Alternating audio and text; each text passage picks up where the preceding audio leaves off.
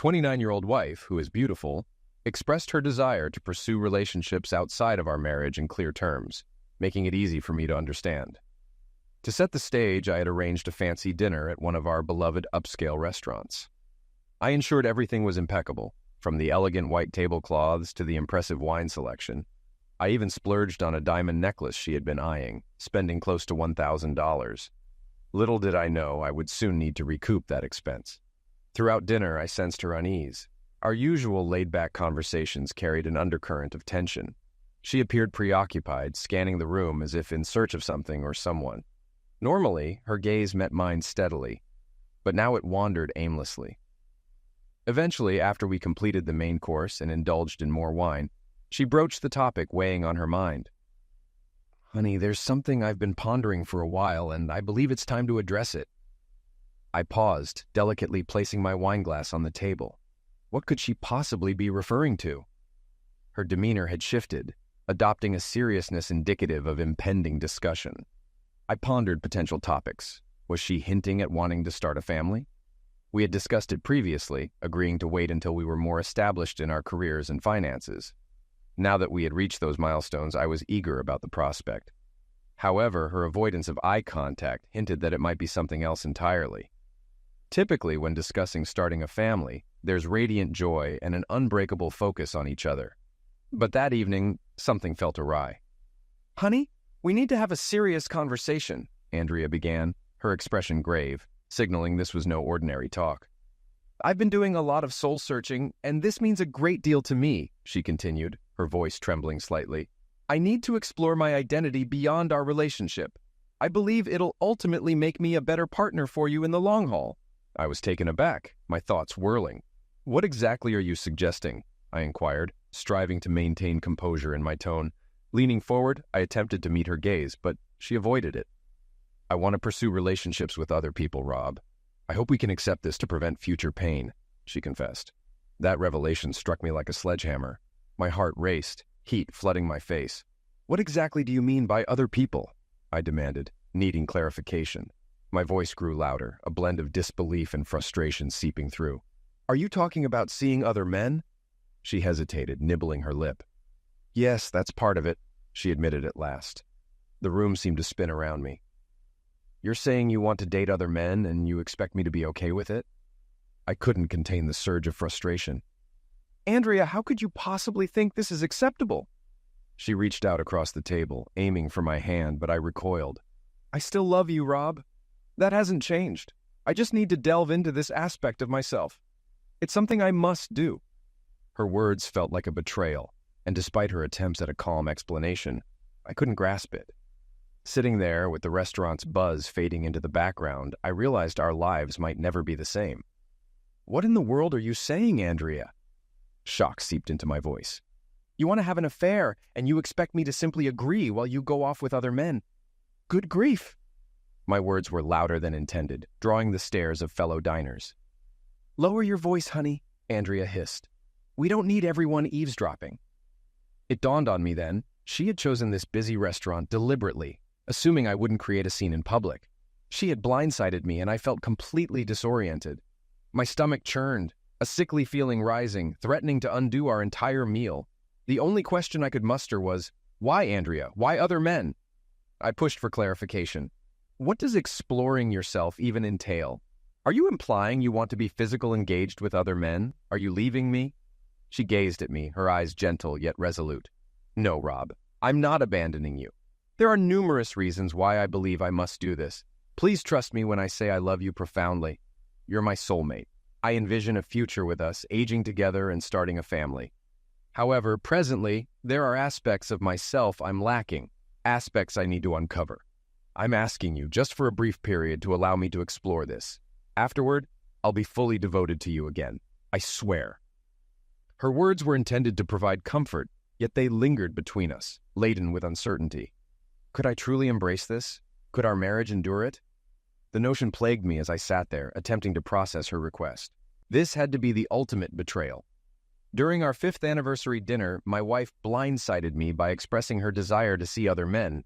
She expected me to acquiesce, as if nothing were amiss, assuring me that afterward, Everything would return to normalcy as though nothing had transpired. She even asserted it would enhance her role as a wife.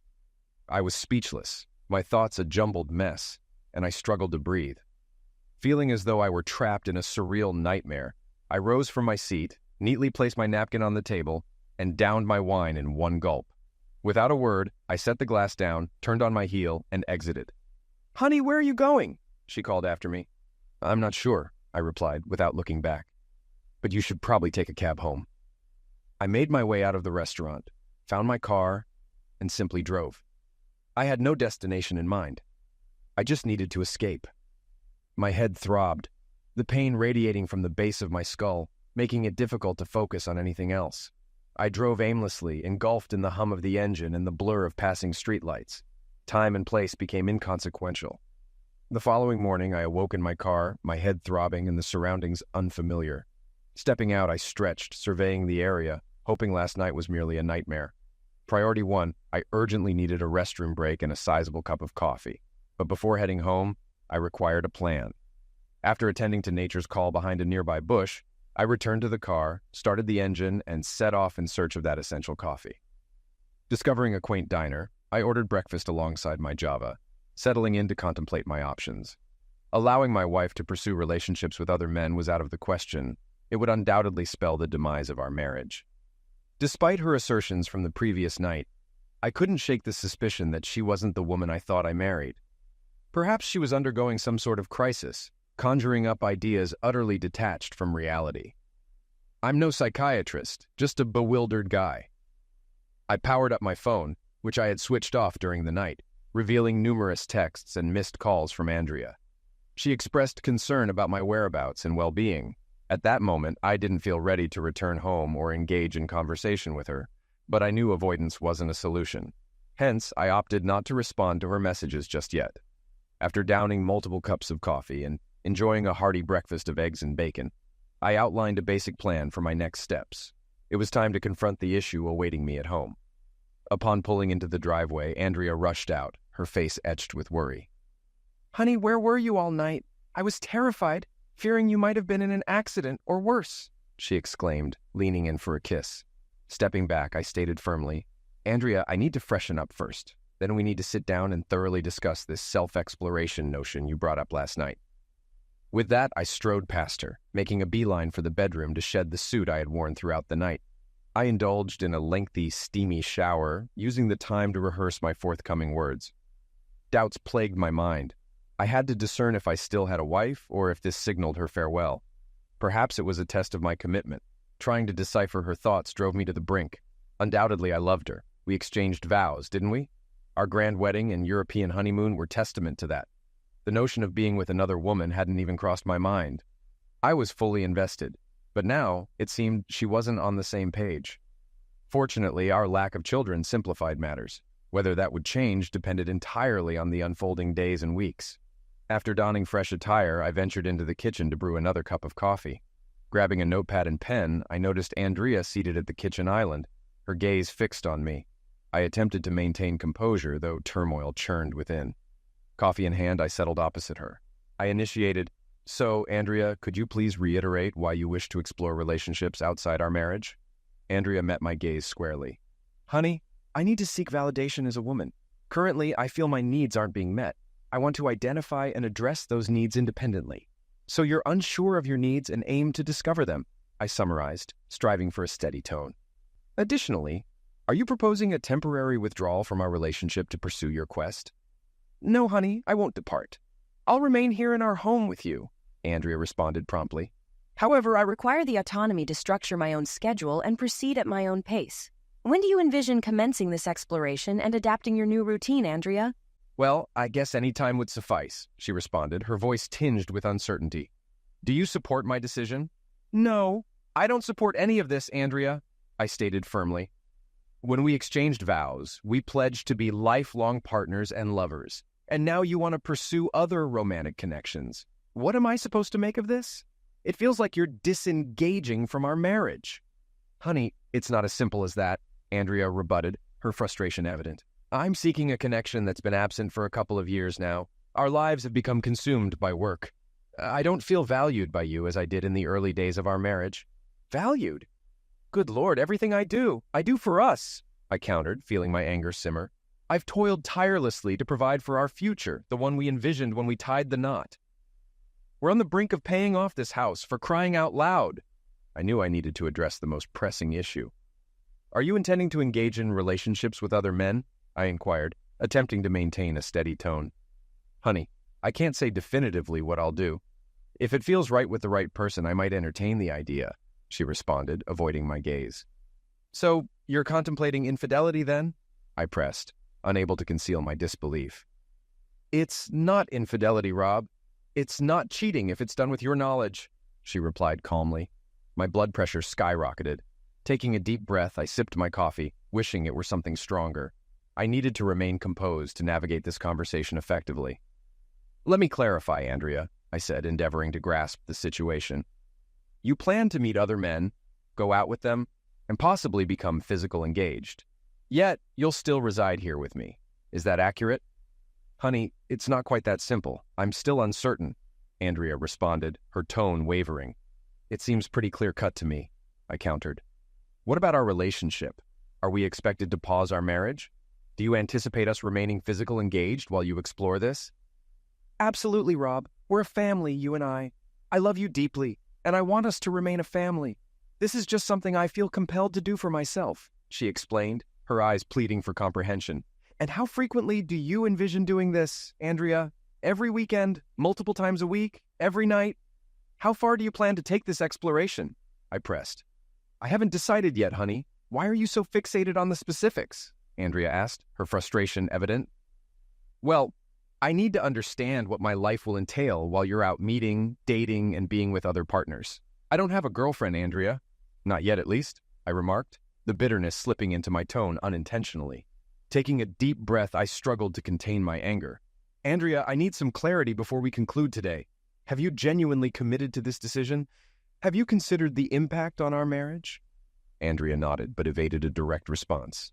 It seemed she hadn't fully considered my perspective or opinions. Then she uttered the sentence that would define our future. If you love me, you'll allow me to do this. I replied firmly, if you love me, Andrea, you won't proceed with this. This is my ultimatum. Infidelity, even with forewarning, is a deal-breaker in our marriage. Now, my terms needed to be established. Here are my conditions, non-negotiable. If you choose to pursue relationships with other men, you must vacate the premises. I won't share a home with you while you're dating and being physically engaged with others. Bringing them here is out of the question. You'll need to find alternative accommodation. Honey, where am I supposed to go? Perhaps you can stay with one of your friends, like Jessica from school. You've spent time with her. She's divorced and lives alone, right? Ask if you can stay with her for a while. If that's not feasible, you can rent a short-term apartment. You'll be responsible for all expenses, utilities, and your car payments. Andrea worked as a third-grade teacher at an elementary school, earning a substantial salary. Meanwhile, I served as a forensic auditing specialist for a prominent firm, enjoying a good income along with yearly bonuses. Based on her remarks, it seemed I wasn't fulfilling all her needs within our relationship. Andrea appeared to perceive my newfound willingness to compromise as she made eye contact, presuming she had gained the upper hand. Continuing, I stated, So, if you're considering an open marriage, I suppose I'll need to exercise patience while you pursue extramarital relationships. Will you eventually return to our home, Andrea? Honey, absolutely. I cherish you deeply. You're my husband, and I envision building a family with you. I countered, What am I supposed to do while you're involved in physical engaged relationships with other men? Do you expect me to remain faithful? Should I await your return with open arms and love after you've finished with your boyfriends? Have you considered the impact on me at all? I want you as my husband, honey, and only you. Regardless of my actions while I'm away, my feelings for you won't change upon my return. I want you to be my husband and the father of our children. I couldn't help but find this declaration of love peculiar. Despite acknowledging my refusal to allow her boyfriends into our home, she seemed to view it as a triumph. She could engage with other men without concern for my intervention. Very well. You need to arrange your accommodations and inform me by the end of the week. However, we have some matters to address here and now. I need you to relocate your clothes and belongings to the spare bedroom. I'm unsure if I can share the same bed with you currently. Your plan is too distressing, and I feel as though you're leaving me, even if it's not explicitly stated. So, Andrea, what am I to make of all this? Andrea stayed silent, perhaps beginning to realize that I wouldn't simply accept her proposal without question. She might have been surprised by my request for her to vacate our bed, but what did she truly anticipate? Did she believe I was a pushover, willing to passively allow her to pursue affairs, then return home to maintain the facade of a happy marriage, eventually having children and carrying on as if nothing had occurred? Not a chance. Andrea happened to be acquainted with another teacher, Jessica, and I suspected that some of these misguided notions might be stemming from her. Jessica, a divorced fourth-grade teacher at the same school as my wife, was embroiled in a scandal 2 years ago for cheating on her husband with multiple partners, resulting in her expulsion. At 35 years old, Jessica possessed an attractive appearance and appealing physique. However, she had a tendency to engage in physical engaged relations with any man who showed her attention. I strongly suspected that Jessica was influencing Andrea's desire to explore before starting a family. For me, the reality was straightforward. If Andrea ventured too far, there wouldn't be a family, at least not with me. All that would remain was a divorce. I stood up from the table and began to walk away. Andrea inquired, "Is that all, Rob? Are you asking me to leave?" "Yeah, for now." "Let me be clear, Andrea. I don't want you to proceed with any of this. We vowed to be faithful when we got married, and now you're planning to break that vow. So, what exactly do you expect me to do? Do you think I'll just stand by while you pursue relationships with other men? If you want an open marriage, then I suppose I'll have the same option." Andrea was left speechless, and I left before our conversation escalated into a confrontation. Grabbing my car keys, I exited the house. "Honey, where are you going?" she called after me. "I'm not sure right now, but remember to move your things to the spare room and start looking for a place to stay. Just remember, you won't be engaging in affairs until you've left," I replied as I left, intentionally closing the door louder than usual. While I briefly considered driving to Jessica's apartment and confronting her, I knew I needed to set aside my anger and frustration for the time being. It was Andrea who had instigated this situation, and she could handle the inconvenience it brought. Plus, I suspected Jessica might be willing to accommodate Andrea, and I had to resist the urge to confront her physically. Monday morning found me up and out of my office before Andrea even stirred. With her intentions in mind, I had a substantial amount of work to do on my strategy. I had no intention of tolerating her infidelity. It stung that she believed she could engage in extramarital affairs, assuming I'd foolishly stand by, allow her to do so, and then pretend everything was fine upon her return. What if she returned with an STD, or worse, pregnant? Absolutely not. I wouldn't stand for it. Step one was contacting my attorney. Fortunately, my attorney happened to be a friend well-versed in various legal matters, from real estate to wills. While I didn't anticipate him handling the divorce directly, he could offer a recommendation. He did just that, referring me to a skilled divorce attorney from his firm. I had a meeting arranged with her later that same afternoon. It would be a difficult discussion, but my new attorney was a seasoned litigator familiar with our state's laws. I aimed to keep this divorce as amicable as possible. In fact, I was content with a fair 50-50 split of our assets. Neither of us had much when we married, and we had both worked diligently to build a comfortable life together. Until now. So I was prepared to divide things evenly. I wasn't entirely devoid of compassion, and squabbling over assets would only prolong the divorce proceedings. The assets weren't worth retaining if it meant dealing with a cheating wife. The necessary paperwork would be prepared and held until I had evidence of my wife's infidelity. Until then, this was merely an initial step on my part. The week seemed interminable. I made a point of spending as little time at home as possible, venturing out every evening, mostly to the gym to alleviate stress. I observed Andrea spending considerable time with Jessica. By Thursday, she informed me that she would be staying with Jessica for a couple of weeks until finding a more suitable place. I knew it would be a convenient arrangement for her to be with her boyfriends without any interference from me. It appeared Jessica might be entertaining her own suitors concurrently, turning the situation into quite a mess. This whole situation was simply a colossal mess. On Saturday, merely a week after commemorating our 5th wedding anniversary, my wife's decision to pursue extramarital affairs became evident as she packed her belongings into her car, preparing to depart. However, she paused just before leaving. "Honey, I don't want to go. Are you absolutely certain we can't find a way to resolve things so I can stay?" she implored. I love you deeply, and I genuinely want to enhance our marriage. Feeling exasperated, I replied, Andrea, if you truly loved me and desired to improve our marriage, you wouldn't proceed with this. I do want you to remain here with me, but I cannot condone your closeness with other men while still being my wife. I love you, but I won't tolerate that. If you won't consider attending marriage counseling to address our issues, I'm unsure what else I can say. So please go.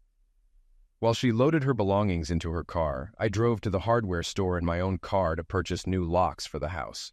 I replaced 3 locks and changed the security code for the garage door opener. Throughout Saturday night and all of Sunday, I remained at home, staring at the walls, hoping that Andrea would come to her senses and return. The subsequent week proved exceptionally challenging for me. I visited the gym daily and resumed running in an effort to alleviate my stress. At times, I found myself descending into deep depression, longing to approach Andrea and plead for her return. Intellectually, I still struggled to comprehend that my wife was leaving me to pursue extramarital affairs while we remained married. It made me feel like an utter failure. Was I genuinely so inadequate that my wife was willing to openly display her infidelity? Apparently, that was the case. I turned to the internet to delve into the psychology of infidelity and the reasons why spouses cheat. I was astonished to discover that approximately 40% of married individuals engage in infidelity. What was even more surprising was that nearly 90% of them opt to remain in their marriages. Frequently, infidelity is silently tolerated by the other spouse, particularly when children are involved, making it easier for them to accept the unfaithfulness and continue as if it weren't happening. Many cheating wives claim to still love their husbands and families, but seek excitement outside the marriage, feeling something lacking at home. Many women who have affairs express that their households require significant effort. The daily routine of managing a family, juggling kids' activities, and handling mundane chores can make closeness with their husbands seem dull. They long for excitement with a lover who focuses solely on them without immediately discussing children or errands after closeness. Perhaps the key to a successful marriage lies in treating one's wife as if she were having an affair, minus the divorce, simply enjoying the physical aspect. I pondered the idea of trying to pick up my wife at the club she and Jessica frequented. People have affairs for various reasons: a lack of carnal satisfaction in the relationship, an absence of passion, or a loss of connection between spouses, sometimes even as retaliation for their partner's infidelity. Some women claim they cheat to salvage their marriages, though I'm skeptical about that. Nevertheless, it's what researchers studying marital infidelity have reported. Marriage is complex and relationships require effort. Open marriages, where both spouses consent to having other relationships and carnal partners, seldom survive in the long run. Emotional attachments form, feelings are inevitably hurt, and most couples end up divorcing. Polyamorous marriages are equally complicated, especially when children are involved. The threat of introducing a carnally transmitted disease into the relationship is a constant concern. Personally, I believe monogamy is the best approach in a marriage. If both partners don't agree with it, they should reconsider their commitment to each other or look for different individuals to be in a relationship with. Did I neglect my wife and push her away? Did I fail to provide her with enough attention while I focused on building a life for us? Was I mistaken? I'm uncertain. What I do know is that I felt unhappy about my wife leaving our home to engage in extramarital affairs. She sought things she believed I wasn't providing, but I didn't see her actions leading to an improvement in our marriage. And so, the following week passed by slowly once more. I refrained from calling my wife, and Andrea only sent one text, requesting that I forward her mail to her new address. Her communication gave no indication of her desire to salvage our marriage. It was all business. It was evident that she was actively executing her plan to find a boyfriend, or possibly even 2, for some enjoyment. The idea crossed my mind to tail her from her apartment to wherever she and Jessica were headed, just to find out who she was meeting. I drove past the apartment multiple times, but resisted the urge to stop. I realized I couldn't subject myself to that. I needed to let her make her decision, or she would never truly be my wife again. With each passing day, the likelihood of her returning diminished. Furthermore, the longer this situation dragged on, the less inclined I was to take her back. A month elapsed with minimal communication between us when, unexpectedly, Andrea showed up at the house unannounced. When her key didn't work in the lock, she rang the doorbell and knocked. I answered the door, maintaining a stoic expression. "Andrea, what brings you here today?" She replied, Honey, my key doesn't seem to work in the lock. What's going on? I responded matter-of-factly. That's because I changed all the locks. I blocked her from entering when she attempted to come inside. What do you want, Andrea? I inquired. She replied, I came to retrieve a few things I left behind when I moved in with Jess. Once again, her visit wasn't about seeing me. It was purely business, focused on her belongings, with little regard for me or the pain she was causing. She didn't seem to realize the hurt I might be experiencing. Was she that naive or deluded to think I wouldn't care about her carnal encounters with other men, or that I'd eventually take her back? There are some boxes in the garage with your things that I gathered from around the house. Why did you do that, honey? She asked. I let her inside since, after all, it was still partly her home. We proceeded to the garage where she saw numerous boxes filled with her belongings ready for her to take. How long are you planning to stay with Jessica? I inquired. She replied, Jessica's been really supportive. I'll be with her for a bit longer. I'm sure it'll only be a few more months and then I'll be back, a better wife to you, honey. Then we can start a family together. I couldn't help but roll my eyes internally at her comment and feel a sense of disgust. How could she believe that her involvement with other men would somehow make her a better wife and prepare her for motherhood? I had entirely different thoughts on the matter. So, have you found a boyfriend yet? I asked bluntly. Andrea blushed in response, and I didn't need an answer. I already knew. She finally admitted, Jess and I have been on some dates with guys from the club we go to, but that's about it. I couldn't resist probing further. How's the physical engaging with your new boyfriends? Andrea turned even redder and began searching through the boxes for her belongings. I left the garage and returned to the kitchen to have my coffee and read the newspaper. A few minutes later, she emerged with a sizable bag and scanned the kitchen, perhaps expecting chaos after her departure. To her disappointment, it was quite the opposite. I had arranged for a cleaning crew to visit 3 times a week, so the place was spotless. There were no stacks of dirty dishes, no empty beer bottles, and certainly no piles of laundry. The house was in perfect order, and I focused on maintaining my composure despite my wife's decision to pursue relationships with other men. Need anything else, Andrea? I asked, sensing her curiosity about how things were here without her. She replied, So, honey, how have you been since I moved in with Jess? I'm fine, I said. Work keeps me busy, and I'm often traveling. Concerned, she probed further. Have you been going out or just staying home alone? And there it was, the crucial question I anticipated. It was time to introduce a twist into the conversation and observe her reaction. I've been keeping busy, I said. I joined a cycling group that meets twice a week for rides. It's been enjoyable, and I've met new people. Afterward, we usually grab a beer and a burger. I made sure to avoid excessive drinking, knowing it wouldn't benefit me. My weight had dropped due to exercise and stress from her actions. Regular physical activity was vital for preventing a breakdown. Her response hinted at more interest in my activities than her initial question implied. She might have begun to realize that her plan wasn't going smoothly. It was possible her loyal husband could meet someone else and no longer need to stay married to her. Her quest to find a boyfriend might have more significant repercussions than she thought. I later found out that Andrea had been seeing 2 men from the club she frequented with Jessica, and had been physically engaged with both of them on multiple occasions. However, neither showed interest in spending quality time with her beyond their encounters. Both men were married and sought only casual fun, using Andrea as their source of entertainment, a classic case of pump and dump. By the 2-month mark, I had accepted the end of my marriage and was ready to proceed with the next phase of my plan. Andrea had been silent for weeks, indicating her lack of concern for me or our marriage. She was free to pursue her desires without any thought of returning home. Even if she did consider coming back, it would be under various conditions, and I wasn't sure if I would accept her return. Adding to my doubts, I learned that she had taken a vacation to the Dominican Republic with one of her boyfriends during the school break. They enjoyed a sun-soaked getaway, supposedly working on their tans and other indulgences. If this was her idea of strengthening our marriage through infidelity, it fell far short of expectations. The influence of Jessica's persuasive stories, painting me as a neglectful husband who had ignored my wife's needs, had swayed Andrea's perspective before she chose to leave our marriage. Now she lived in a 2-bedroom apartment with her dissatisfied divorced friend, and her reputation among colleagues and family members was rapidly declining. When Andrea's mother learned that her daughter had traveled to the Caribbean with another man, she contacted me to inquire about our separation. She likely assumed that we had been having marital issues. I disclosed to her that her daughter had left me to pursue sexual relationships with other men, a revelation she found hard to believe. I encouraged her to talk directly to Andrea to get the truth. Andrea's mother confronted her, asking, "Andrea, why did you leave your home? What's going on between you and Robert? Is he mistreating you?" Andrea responded, "No, Mom, he's not mistreating me, but he doesn't provide the excitement I'm currently seeking from a man. I don't feel desired or attractive to him. I need that feeling of being wanted, so I'm seeking it elsewhere for now.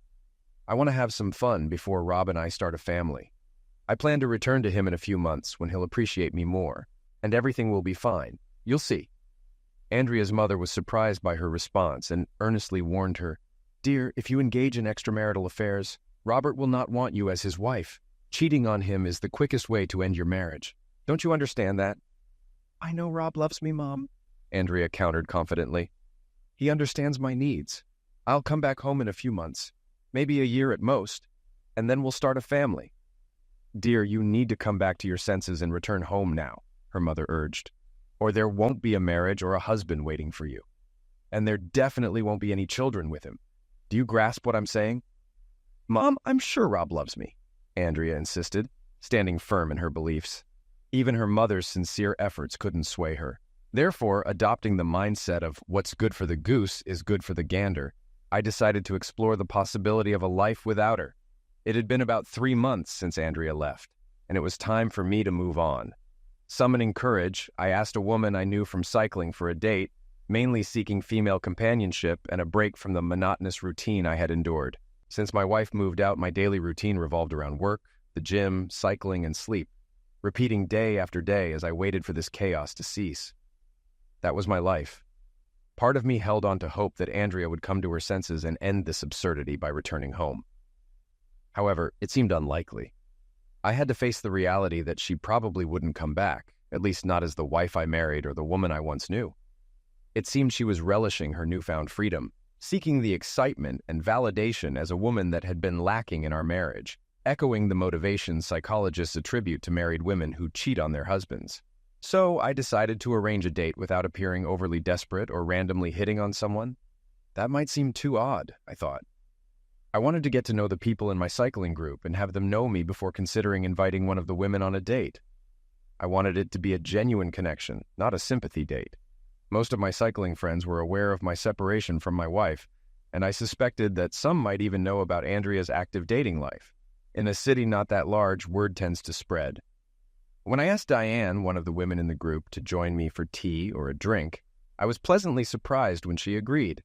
I suggested a casual Saturday night outing to a nice place and planned for us to go kayaking on a nearby lake before dinner. I had some experience with kayaking from a few years back, so I knew what to do. Diane had never kayaked before, but she showed interest and we agreed on the plan. So it became a date. We had an enjoyable kayaking adventure, covering approximately 10 miles in about 3 hours. Later, we dined at a charming restaurant where I ordered a craft beer with steak and fries, while Diane chose white wine with pasta. The atmosphere was relaxed and laid back with no pressure. We concluded the evening with ice cream from a waterfront stand, and I drove her home. I expressed my delight at the evening, intending to give her a kiss on the cheek, but she surprised me by leaning in and kissing me on the lips. It was a pleasant and unexpected moment. To avoid seeming too eager, I waited until our regular Tuesday cycling meetup to suggest another date. Surprisingly, Diane expressed concern that my lack of communication meant I didn't enjoy our time together. I assured her that I had a wonderful time and cherished our outing and her company. We arranged a Saturday date for a round of golf. Having read online about the delicate balance of texting and calling to maintain interest, I sent Diane a text on Friday, expressing my excitement for our golf game and proposing a pickup time, offering her the option to meet at the golf club if she preferred. She preferred I pick her up, so we settled on an early afternoon time. Our time on the golf course was enjoyable, despite our amateur golf skills. That evening, we dined at my place, enjoying a barbecue and a bottle of wine. As the night grew late and I prepared to drive her home, Diane took the car keys from me, placed them on the kitchen counter, and asked to see the bedroom. The next morning, I awoke beside a striking woman, Diane, her arm resting on my chest. She had long, dark hair, captivating green eyes, and flawless skin, with a small scar on her chin, adding character to her lovely face. Standing tall at around 5 feet 11 inches, she maintained a slender figure, likely weighing around 140 pounds. Her occupation as a nurse in the pediatric department showcased her compassion for others. From the moment we met, her authentic nature and magnetic charm drew me in. We enjoyed breakfast on my patio, and our conversation eventually turned to my plans and the possibility of divorce. Though sensitive, I understood her need to clarify my intentions before investing emotionally in our connection. No woman wants to invest time in a man who might reconcile with his estranged wife soon. As I explained Andrea's peculiar justification for leaving, Diane's expression confirmed what I suspected. She didn't believe Andrea would return. Her insight nudged me toward the next phase of my plan. On Monday morning, I contacted my lawyer to assign an investigator to the case. I wanted to know how many men Andrea was involved with before serving her with divorce papers. It turned out she was dating multiple men, mostly married, gathering at Jessica's apartment for post-club gatherings. 2 weeks later, Andrea received the divorce petition, marking the start of a tumultuous period. That night, she showed up at the house, visibly distressed, holding a large brown envelope. I greeted her at the door, asking, "Andrea, what brings you here tonight?" She replied, "Sweetheart, a guy delivered these papers to me today. Why did you file for divorce? I mentioned I'd be home soon, possibly even this week. We can start planning for that baby we discussed." Inviting her inside, I gestured for her to sit in the kitchen, explaining, "It's too late for that now, Andrea. I made it clear when you left that I didn't want you to go, but you chose to leave." Attempting to justify herself, she said, "Honey, I explained that I needed to discover myself and feel confident." Cutting her off with a touch of sarcasm, I asked, "So, do you feel confident now? Are you fulfilled as a woman? Have you explored your desire and new relationships, met intriguing people, had your fair share of physical engaged encounters?" Growing increasingly frustrated, I pressed on, "Because it certainly seems like it to me. I've hardly heard from you since you left. You didn't even bother to call me on my birthday, probably too busy with one of your flings in the Dominican Republic that week. Your own mother reached out to me wondering why you didn't even bother to call her on Mother's Day. Have you spent this entire time chasing after physical pleasure?" She pleaded, "Honey, I love you so much, and I realize I may have gone too far. I'm coming back home today." I stood my ground. "No, you're not." "Honey, what are you talking about? I'm still your wife, and this is still my home. I'm going back to Jess's place to gather my belongings, and I'll be back in a few hours." I clarified, "Actually, you can't. Did you go through all the papers in that package you got? Towards the end, there's a judge's ruling stating that you're prohibited from being within 500 feet of this house until the divorce is completed. Technically, you're breaking that court order by being here now. I won't push it, but you need to go, and we can handle this legally to figure things out." Andrea was gradually grasping the gravity of our marriage vows, which encompassed promises such as love, respect, cherish, faithfulness, and the vital component of fidelity.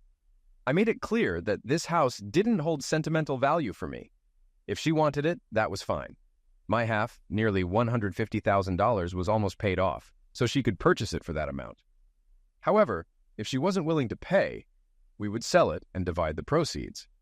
It was a simple arrangement, but for now, she wasn't returning while I stayed in the house. I escorted her to the door, closed, and locked it behind her. A month later, without the need for a court appearance, we quietly settled our divorce. Andrea received her rightful half of our assets. We sold the house, and I moved forward with my life.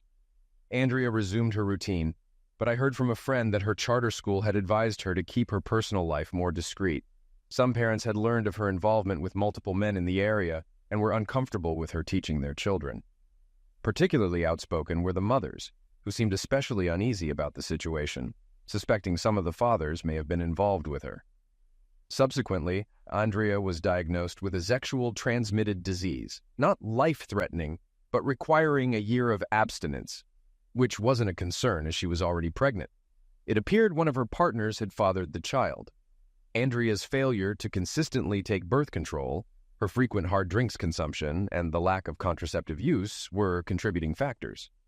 The father remained unidentified, but bore a striking resemblance to one of the teachers at her school, a married man. My divorce was finalized, freeing me from Andrea.